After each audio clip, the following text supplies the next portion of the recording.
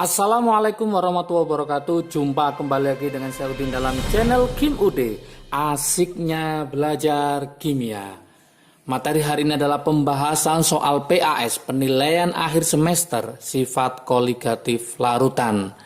Teman-teman semua yang mau ikut belajar kimia online dengan Kim Ude sudah siap-siap untuk membahas soal-soal PAS ya, penilaian akhir semester. Tentunya tiap sekolahan itu akan berbeda soal-soal PAS. Tapi yang saya bahas 4 soal ini adalah soal yang sering keluar, dan soal yang wajib keluar kayaknya bagi guru-guru ya, untuk soal sifat koligatif larutan. Jadi ini ada 4 soal tentang soal favorit yang pasti keluar di PAS dengan bab sifat koligatif larutan.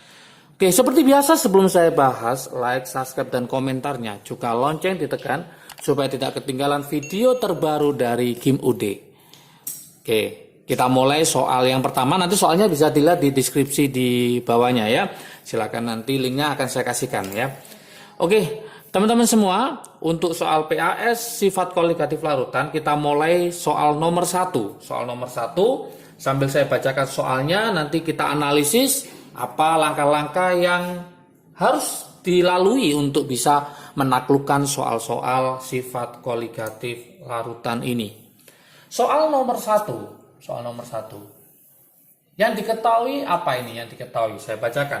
Jika glukosa yang dilarutkan ke dalam air mendidih pada suhu 100,86 derajat Celcius membentuk larutan glukosa, hitung pada suhu berapa larutan glukosa tersebut akan membeku. Soal ini tidak diketahui harga Kb dan Kf-nya, maka teman-teman harus hafal kalau Kb-nya air, tetapan titik didih air itu adalah 0,52, kalau Kf-nya, tetapan titik bekunya adalah umumnya adalah 1,86. Maka langkah pertama ya, kita tulis dulu dia mendidih pada suhu 100,86. Jadi glukosa dimasukkan ke dalam air, mendidih. Nah, mendidih pada suhu berapa? 100,86 derajat Celcius. Dari sini teman-teman semua bisa mengetahui berapakah kenaikan titik didihnya. Air mendidih pada suhu berapa? Air mendidih pada suhu 100. Maka delta TB-nya adalah 100,86 dikurangi 100. Nanti ketemu berapa? 0,86 derajat Celcius. Ini adalah kenaikan titik didihnya. Kemudian soal berikutnya, di situ tidak ada Kb dan Kf-nya, maka teman-teman harus hafal. Masih ingat tadi Kb-nya untuk air itu adalah 0,52, Kf-nya adalah 1,86.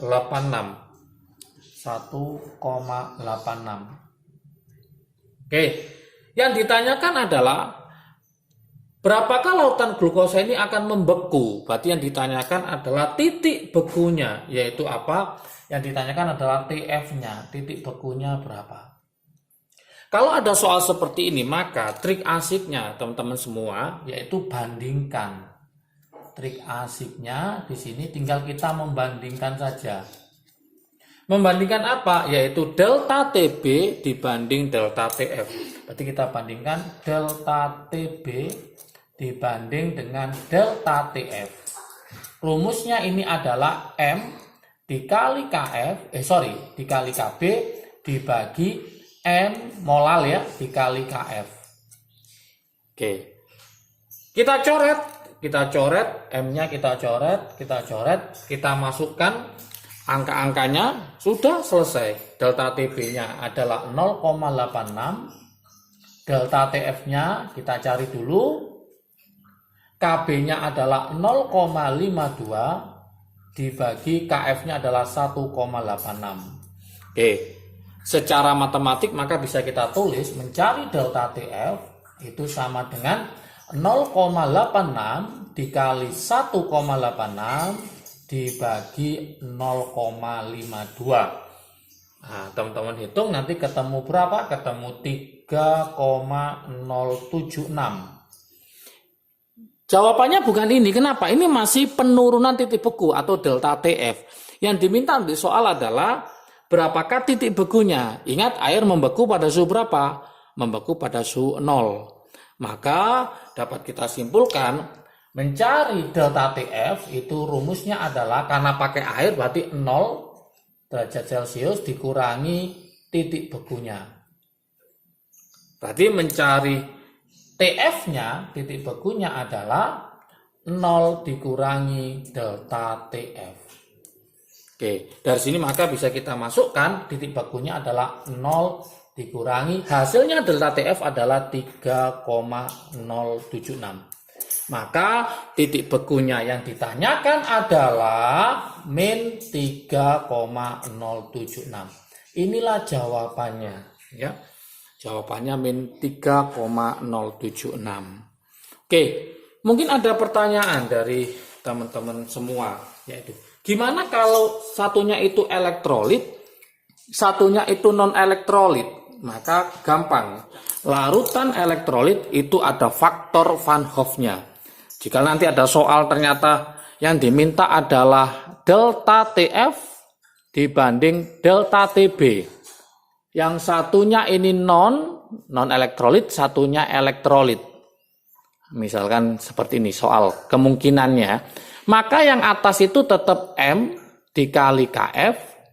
Yang bawah adalah M kali KB kali I. Oke. Inilah nanti tinggal dibandingkan saja. Kalau seandainya M-nya sama ya kita coret. Kalau M-nya tidak sama maka nggak usah dicoret. Ya, gimana kalau seandainya itu sama-sama elektrolit?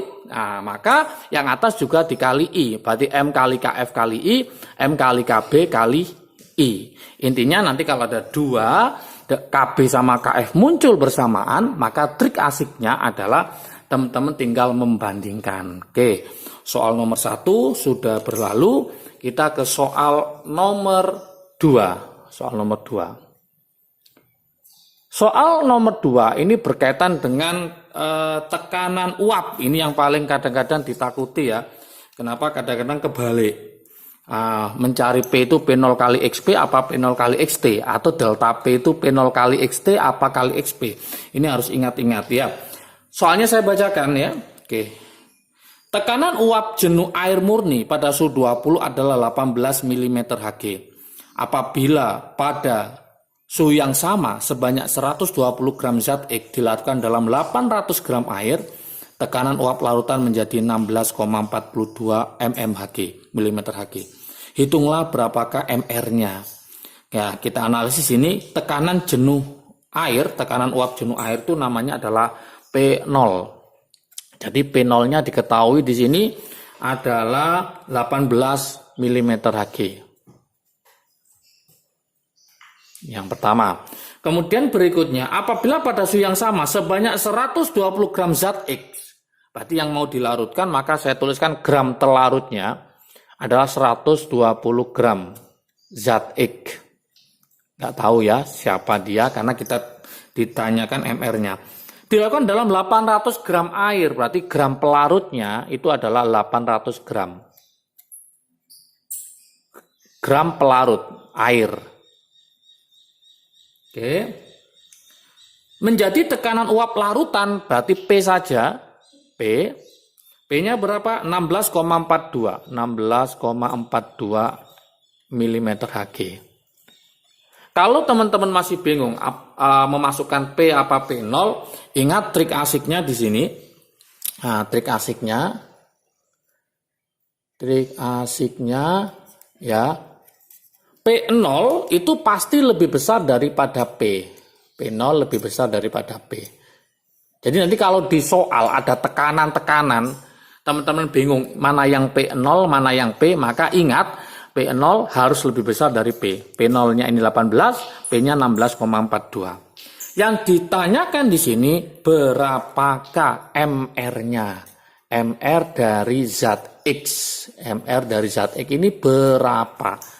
Itu yang akan ditanyakan di soal nomor 2. Maka langkah pertama, teman-teman harus paham Ini pakai rumus yang mana? Karena ini ada P sama P0, maka pakai rumus ini. P sama dengan P0 kali XP. Nah, supaya nggak terbalik, triknya jangan lupa, ini kan huruf P, maka P akan ketemu sama P. Jangan sampai salah XT.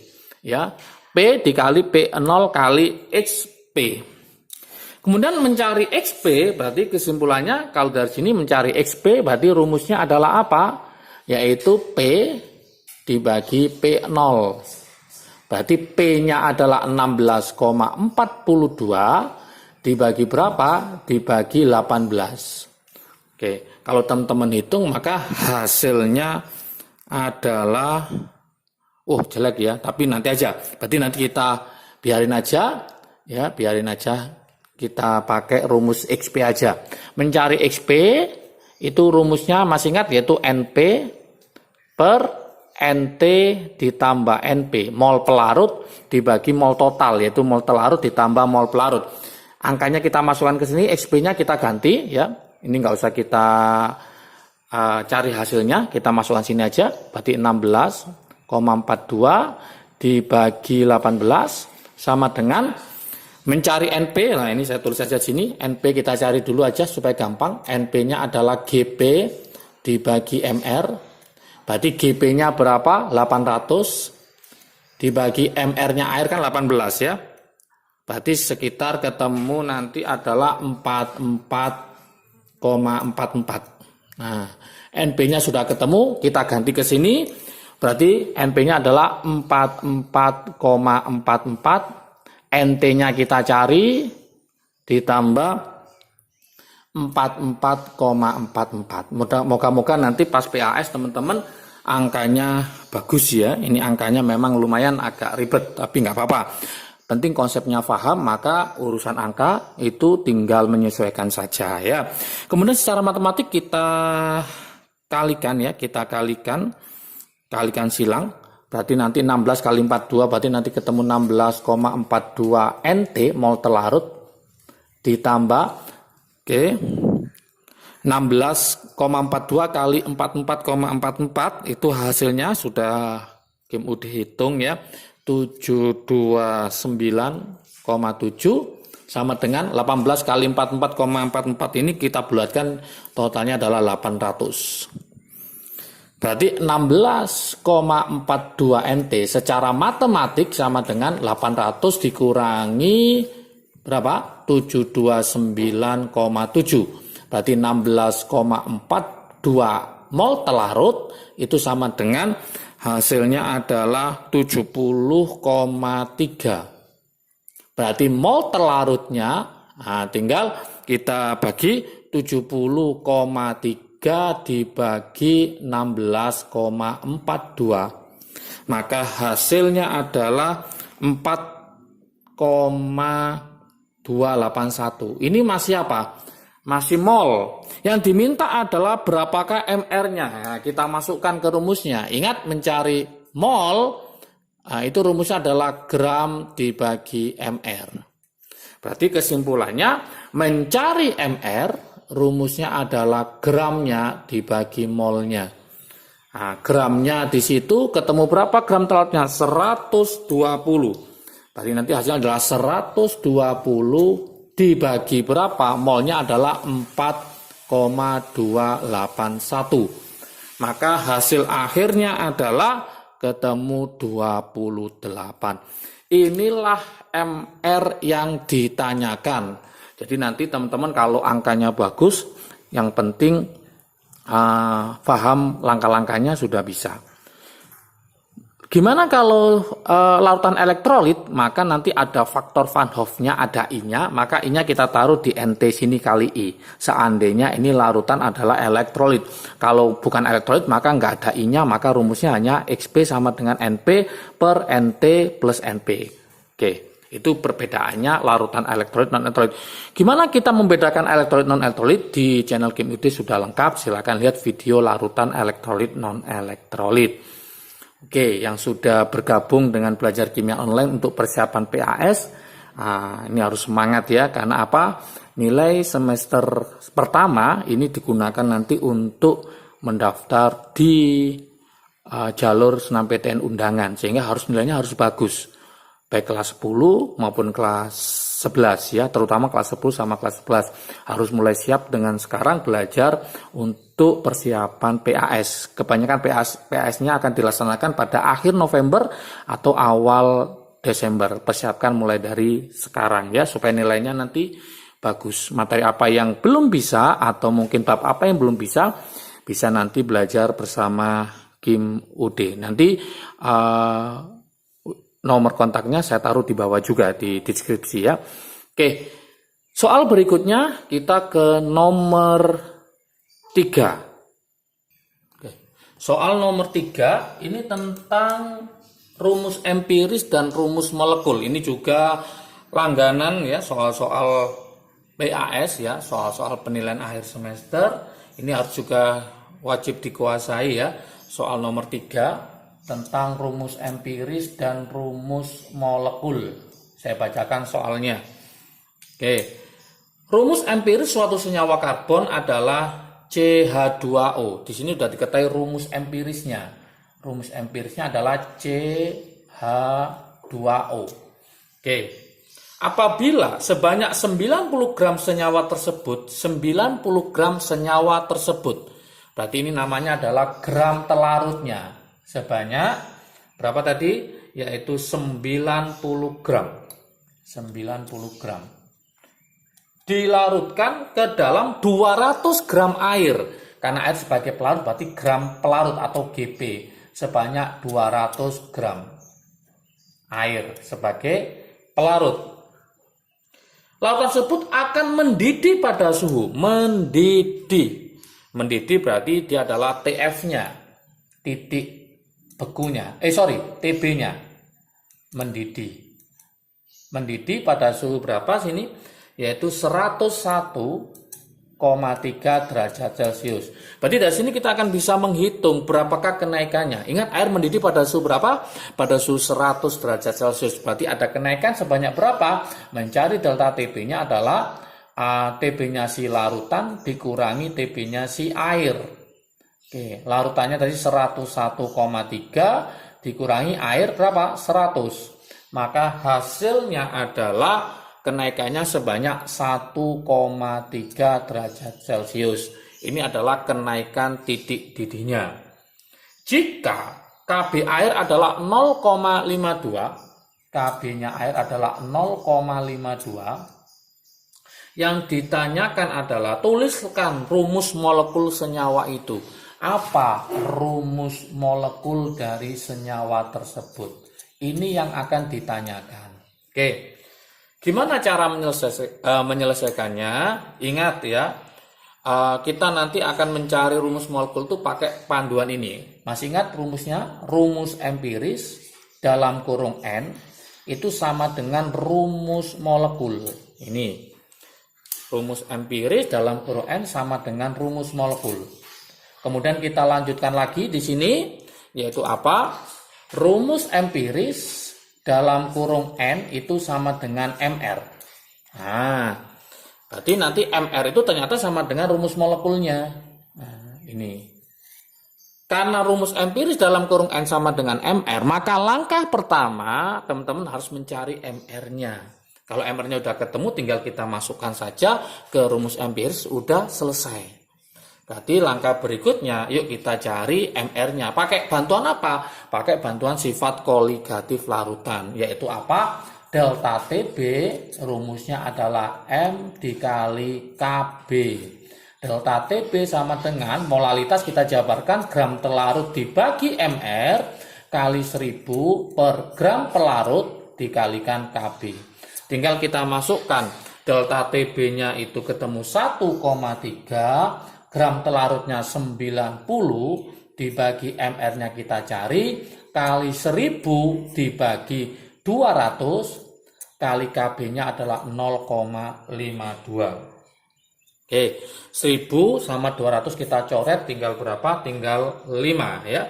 Tinggal 5. Oke, 5 kali 90 dikali 0,52. Maka mencari MR-nya tinggal kita kalikan 90 dikali 5 dikali 0,52 nanti ketemu 234. Silakan nanti dihitung. Dibagi 1,3. Oke. Maka nanti hasilnya adalah 180.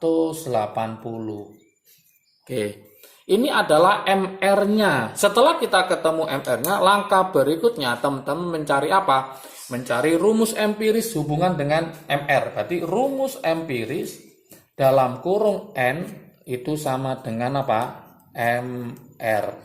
Oke, kurang jelas ya. Rumus empiris dalam kurung N sama dengan MR.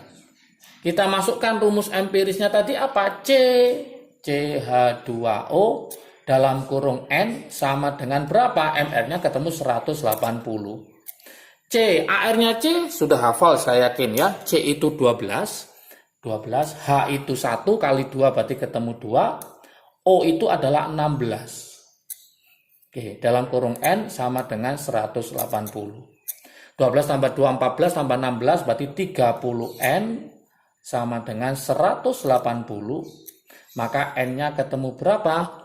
N-nya ketemu 180 bagi 30, maka ketemu 6. Ternyata N-nya ketemu 6. Kita kembalikan ke sini. Ya, berarti CH2O dalam kurung 6. Dari sini maka kelihatan rumus molekulnya adalah C-nya sebanyak 6, H-nya sebanyak 12. Kita kalikan ya, 2 kali 6. O-nya adalah 6.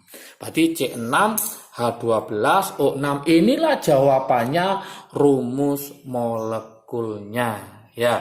Jadi soal nomor 3 ini favorit soal sifat koligatif lautan pada PAS penilaian akhir semester. Soal berikutnya ini berkaitan dengan tekanan osmotik yang dilambangkan dengan apa? Dengan pi ya, tekanan osmotik dengan pi. Oke, saya tulis soal nomor 4. Gimana modelnya soal nomor 4? Kau dibacakan. Tekanan osmotik rata-rata darah adalah 7,7 atm pada suhu 0 derajat Celcius. Berapakah konsentrasi glukosa C6H12O6 akan isotonik atau tekanan yang sama dengan darah? Oke, berarti yang diketahui apa aja sini? Yang diketahui adalah pi. Pi sama dengan 7,7 atm. Suhunya T-nya adalah 0 derajat Celcius. Oke, 0 derajat Celcius. Ini kalau kita jadikan Kelvin maka setara dengan berapa? 273 Kelvin. Nah, kemudian yang ditanyakan adalah berapakah konsentrasinya? Konsentrasi jelas dalam bentuk apa? Molaritas. Berapakah molaritasnya? Seperti ini. Oke. Masih ingat teman-teman ada kata isotonik, hipertonik, hipotonik. Kalau isotonik itu sama ya. Sama. Kalau hipertonik, hiper berarti dia di atasnya. Kalau hipo berarti dia di bawahnya. Maka untuk menjawab ini kita pakai rumus apa? Seperti biasa. Pi sama dengan apa? M, R, T. Kenapa nggak dikali I? Karena glukosa termasuk non-elektrolit. Seandainya ini elektrolit, NaCl atau apa gitu ya, garam gitu, maka ini harus ada I-nya, ada faktor Van Hoff-nya. Berhubung ini adalah glukosa, maka tanpa I. Ingat-ingat, hati-hati. Oke, lagi-lagi kalau belum bisa membedakan lautan elektrolit dan non-elektrolit, silakan lihat video tentang larutan elektrolit, non-elektrolit, silakan dihafalkan siapa aja termasuk elektrolit. Elektrolit itu bisa asam, bisa basa, bisa garam. Kalau non-elektrolit itu bisa kayak gula, glukosa, maltosa, laktosa, galaktosa, alkohol, kemudian urea, air murni atau aqueous, kemudian golongan senyawa hidrokarbon, alkana, alkena, alkuna, dan seterusnya. Oke, lanjut kembali ke tekanan osmotik. Ini kita jabarkan aja, maksudnya kita masukkan nilai-nilainya aja. Pi-nya berapa? Pi-nya adalah 7,7. M-nya dicari, R-nya harus hafal ya, tetapan 0,082. Suhunya dalam Kelvin sudah kita rubah tadi, ketemu berapa? Ketemu 273 ya. Oke, berarti mencari M-nya, berarti tinggal kita membagi 7,7 dibagi hasil dari 0,082 dikali 273. Berarti mencari M-nya sama dengan 7,7 dibagi berapa ini? 22,386. Maka hasil akhirnya molaritasnya adalah 0,3439. Nanti tergantung pembulatan di soalnya ya, nanti apakah 0,34 apakah 0,3 tergantung di soalnya. Oke, inilah jawaban untuk soal nomor 4. Oke, pembahasan 4 soal untuk sifat koligatif lautan yang sering keluar sudah selesai. Semoga semakin paham, semakin bisa. Jangan lupa untuk berikutnya akan ada pembahasan soal untuk kelas 10 juga kelas 11 untuk persiapan PAS ya. Bagi yang ingin join atau bergabung dengan belajar kimia online Kim UD untuk persiapan PAS, silakan nanti hubungi nomor WA yang ada di deskripsi di bawah ya.